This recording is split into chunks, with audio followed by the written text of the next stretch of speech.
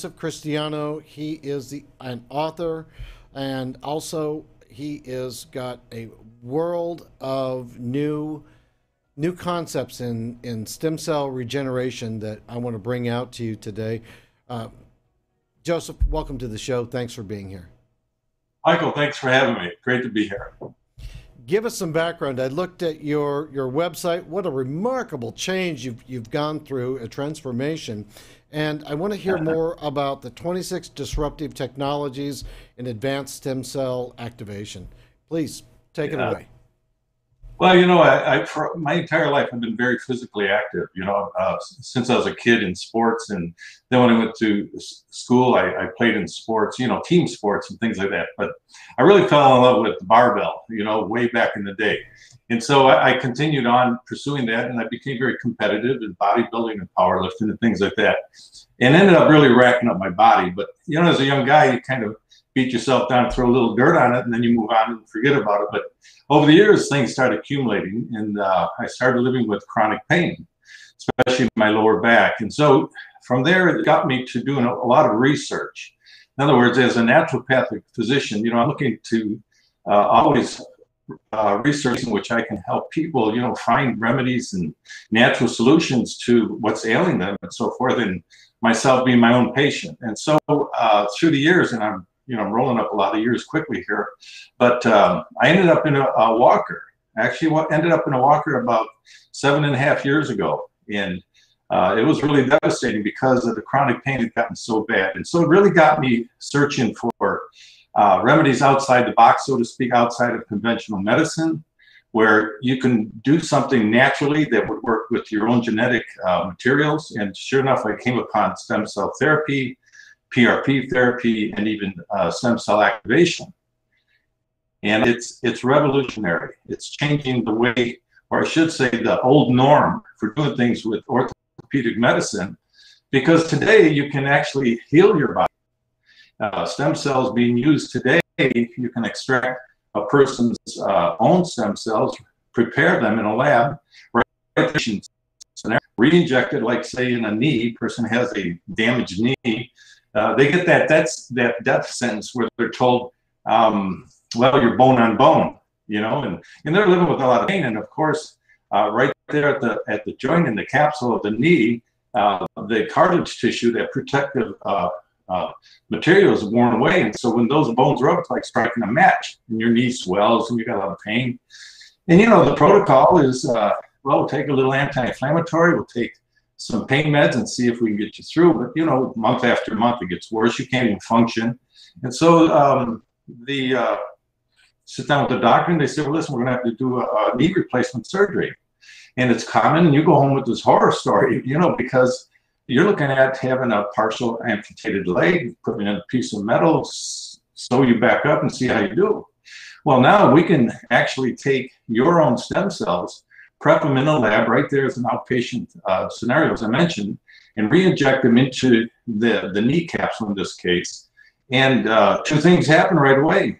First of all, the pain that the patient is feeling dissipates within up to 24 hours, maybe 36 hours. So now they feel brand new. It feels like the knee is new, but the knee hasn't healed yet. But because of mitosis, these stem cells that have been injected into that knee actually start multiplying day in and day out, week in, week out, and so forth. And over time, they've got billions of stem cells that are healing and attaching to the cells of the remaining cartilage tissue, and over time actually grows back the tissue. So this person had, instead of having an artificial knee for the rest of their life with all these potential fallouts that come with that, saved their knee and has a brand new structure, and it's all done naturally. So to me, it's pretty amazing, absolutely amazing. I refer to disruptive technologies and therapies because it's really replacing the old way of doing things. And we see it now in like orthopedic surgeons and things like that. They're learning how to use stem cells and how to extract them and how to do the procedures, because I think the 21st century patient today is a little looking for options, more options. They're doing the research, and these are very natural remedies, protocols, if you will, to actually get the body to heal itself. So I think it's fabulous. Now, you have been working in this field for a while, but from what I understand, there is more to the stem cell regeneration process than just pain. I mean, there are other diseases or illnesses that this can affect in a positive way. Bring those out. For example, degenerative illnesses. You're talking about diabetes. Okay,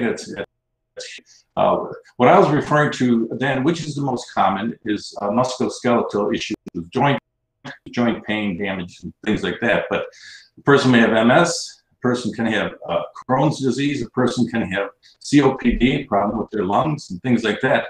And a person can actually go through a very simple process. Again, in the clinic, have a blood extraction. They might do a blood draw, and they'll pull out some of the growth factors. But then they'll do a mini liposuction, and they go to the stomach and they do a mini liposuction.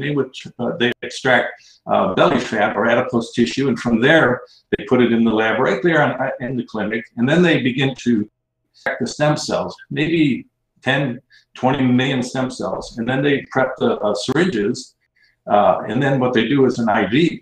So by doing an IV, these stem cells now, the person's own stem cells without medication, goes in and through like little Pac-Men, and and they're concentrated and they're becoming the cell of the damaged tissue.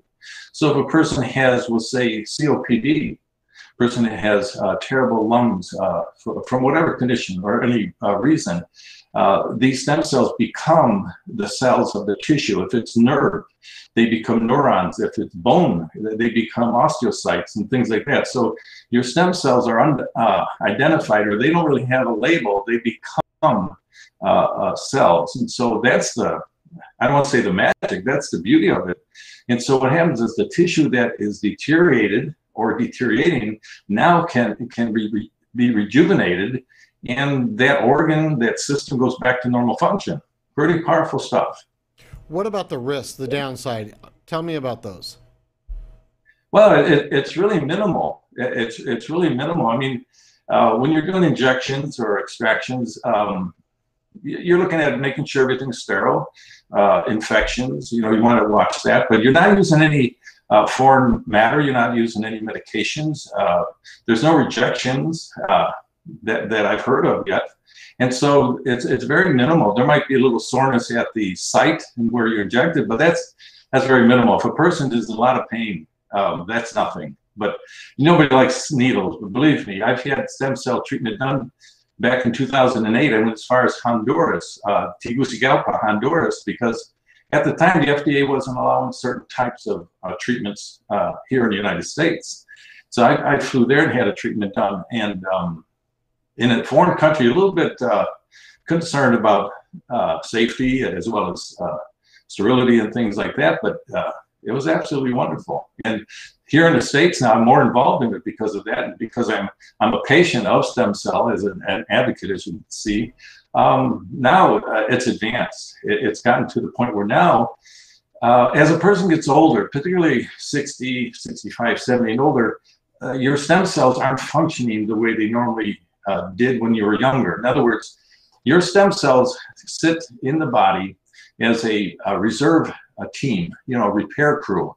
And when there's trauma to the body, if there's disease, if there's illness, they're released and they go to that particular area and they become those cells and heal the body. But over time, you'll see that, we end up with maybe a nagging condition, a chronic condition. It's because the stem cells aren't doing their job any longer. So now we have umbilical cord stem cells. And I'm not talking about embryonic. I'm talking about where the mother, she goes through this huge interview and such where she gives permission to the physician that once the baby's delivered, they clamp off the umbilical cord and they extract the blood and the growth factors and the Wharton jelly and the stem cells. And in that case, they prep it. So now if you have a condition, whether it's musculoskeletal, whether it's joint, back, neck, knee, or so forth, or if it's you require an IV, now you're using this very, very potent form of stem cells without rejection. So it's really advanced. It's really, really come a long way than when they started this back in the early days. Wow, that's interesting. All right, Joseph, thanks for being a guest on today's show. We can definitely have you back and start drilling down into your book. Let me make sure I got that right. That is Discover 26 Disruptive Technological Advances in Stem Cell Activation, right? Yes, yes. Perfect. I'll talk to you real soon. Thanks for joining with us today. Thank you, Michael. Thank you for having me. My pleasure. You've been watching CEO Money with Michael Yorba. Don't forget, like us on Facebook, follow us on Twitter, and subscribe to our YouTube channel.